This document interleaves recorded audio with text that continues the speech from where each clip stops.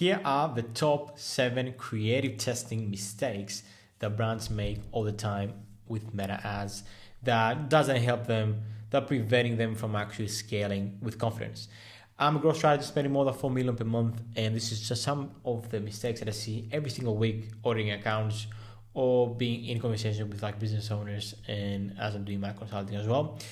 And yeah, we're gonna go over some of the top 7 creative testing mistakes so you can obviously not make them, and obviously it's going to be fully actionable for you. So let's actually kick it off with, and also if you want a full dedicated course about how to scale your D2C brand, click the link below. I'm gonna obviously we cover everything from economics, offer, meta, Google, scaling, a landing page, everything below.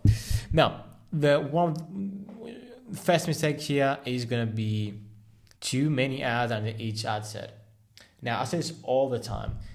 People nowadays, obviously with all the kind of brain awareness that has been made around the Andromeda and how to structure it and whatever, they like to put like 20, 30 ads, 50 ads. I had recently a client that had, I kid you not, 80 active ads within a one ad set.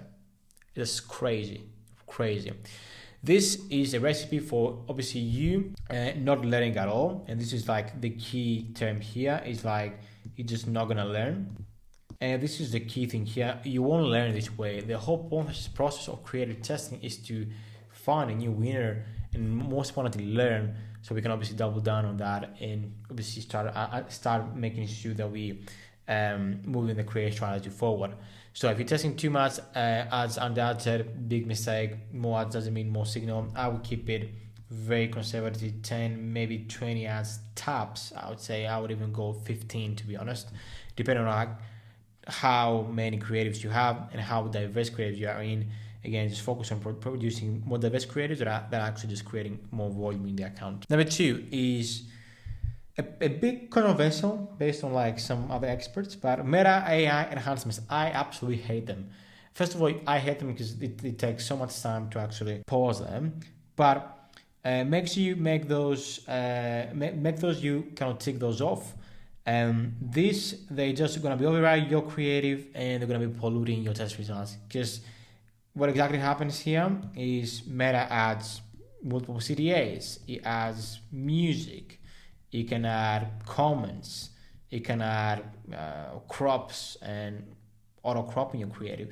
A lot of variables which it doesn't give us clarity in terms of like the variable that we're testing. And you know, it may be a decent performing or a decent concept, but it just was cropped, for example, on a specific placement, or we had like some weird comments overlaying that creative, which just made people not to like click on it. So super important. I don't really like them, and I highly recommend pausing them, so obviously you have clarity on what's working.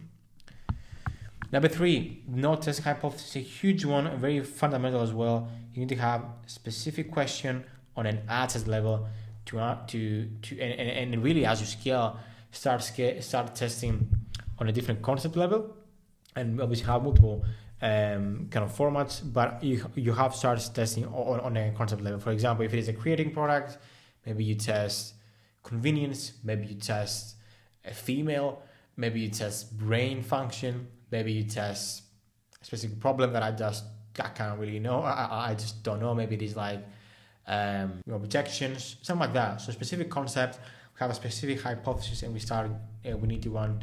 Again, we need to test, learn, and iterate on a weekly and bi-weekly basis. Now, number 4 here, super important as well, is going to be mixing formats in the same ad set.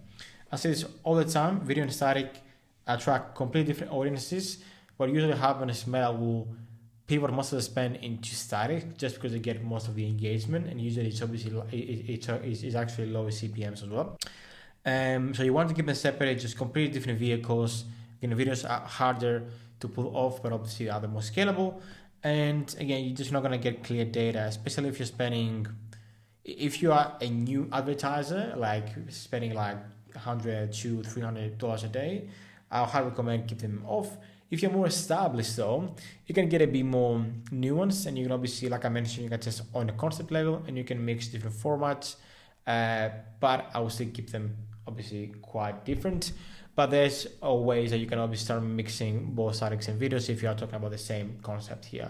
But again, even on the same concept, I would much rather keep them separate. So, and I have diverse formats and statics, for example, or formats on videos, rather than just mix them together. Number 5 is over consolidating or over segmenting. I think obviously this could be 2 different ones, but I think is people have a tendency to go on either of these 2 extremes. Both destroy the signal.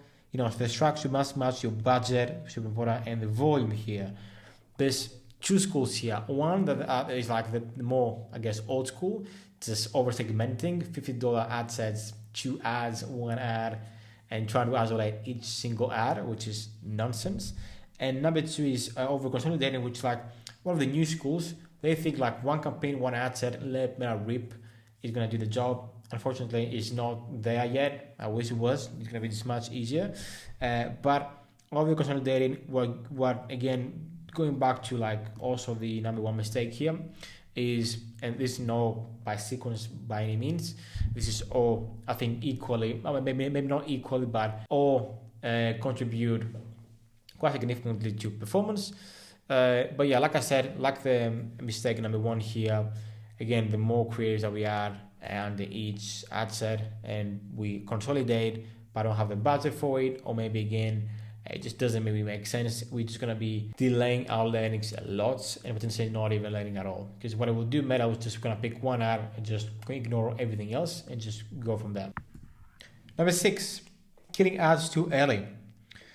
And this is going to be great for some clients, for some businesses that are obviously as a service provider. I hear this all the time. Clients and people complaining about, oh, why you didn't turn this ad off after $100? Because the issue here is like, it's not a kind of negligence kind of issue. It's like data issue here. We need to start giving ads enough time to properly perform. If you are posting ads over a couple of days and with like $100 in spent, it's going to be very hard to make any learnings. So most ads need a minimum, I'd say 7 days before you have enough data to judge performance. Maybe not ads, maybe this is better on like an ads level. This is actually not correct that I have put here. Because obviously you can optimize after like 3 to 4 days, ideally 4 to 5 days. Again, depending on how much budget you put on each test as well. If you have high budget, you are going to condense the learning period, because you still want multiple days to just make sure you have all the kind of data that you need there, but as well make sure that you need enough data here. So killing ads too early is one of the, again, very, very common mistake, to be honest. So yeah, definitely take a look at that. And number 7, trying to get spent on every single ad and let the algorithm pick winners. Not every ad needs to run. This is going to be, again, very, very important. I think this is also quite common on creative teams that obviously they produce a lot of those ads. They have put so much effort into it, and I'm conscious about that. But unfortunately, Meta, which is not going to pick up spend on every single ad. And that's great. That's actually a good thing. We don't want to have very, very even spend on each ad under each ad set. We want Meta to start picking ads, because obviously that will lead the most efficient ad and the most efficient performance for the specific ad set. So again, that doesn't mean that, let's say that we have an ad set that we have multiple ads. Let's say that we have number 1, number 2, number 3, number 4, and Meta just picks this and it has like 90% of the spend. Now let's say that this obviously it is quite early. So let's say after 3 days or like 4 days, whatever that is, you see these, maybe not 4 days, maybe like 6 days, you see this guy dip a lot and just hits a wall, and then just this doesn't really perform. It's okay to pause this one to get a bit more spend on these 2, but it doesn't mean that we need to spend every single ad just to get through the last one. That's get the point here, which is very, very important. Make sure you are following what Meta suggests, which basically the ad that gets most of the spend. Doesn't mean obviously that we can optimize around it. It means that we don't need to force spend on every of the 50 ads you launched this week or last month. So that was the video today. I hope you really enjoyed it. Again, if you want a full dedicated course going how you can grow your brand, have a link in the description. And obviously, if you want to work with me one-to-one, have limited spots, and limit capacity, but click the link and I'm more than happy to do a custom audit for you and catch up on a quick call. Thanks a lot for watching this. Bye bye. Thanks a lot.